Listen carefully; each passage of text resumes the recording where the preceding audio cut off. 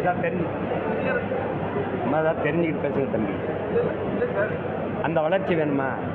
போய் போராடி மெட்ரோ ரயிலில் நீ இனிமேல் சொன்னால் மெட்ரோ ரயிலில் போயிட்டு வா. பேச்சு அலையாது.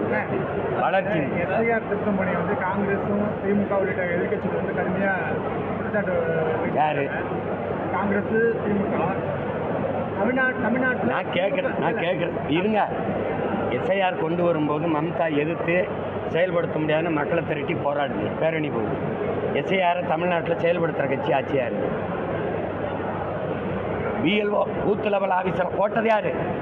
அங்கன்வாடியில் வேலை செய்கிறவங்களையும் சத்துணவில் வேலை செய்கிற அம்மாவையும் இந்த ஹெல்த் லேபருங்கிற கொசு மருந்து அடிக்கிறோம் இந்த ஆஸ்பத்திரியில் வேலை செய்கிறவங்களையும் அது பூத் லெவல் ஆஃபீஸராக போட்டு போய் கணக்கெடுன்னு அனுப்புன ஆலியா திமுக தானே?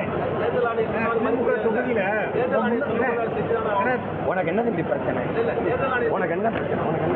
தேர்தல் அன்னைக்கு அரசு சொல்றத தேர்தல் அன்னைக்கு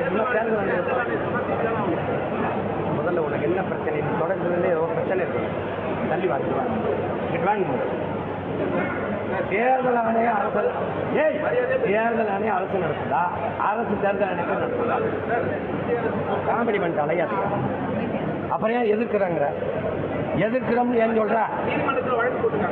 எப்போ நீதிமன்றத்தில் வழக்கு போட்டா? எப்படி வழக்கு போட்டேன்? இது எதிர்க்கிறேன்னு போட்டியா? உன்னை இன்னைக்கு இல்லை ரொம்ப நாளாக பார்க்குறேன். உனக்கு ஏதோ பைத்தியம் ஆயிடுச்சு. கேள்வியா நீ மரியாதை கேள்வி ஆள்றா முதல்ல. நீ முதல்ல கேள்வி கற்றுக்க போடா.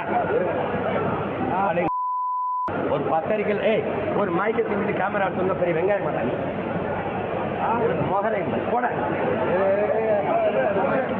தமிழ்நாட்டில் திமுக தொகுதியில் 360 வாக்குகள் வந்து இருக்கு அப்படின்னு சொல்லிட்டு அதிமுக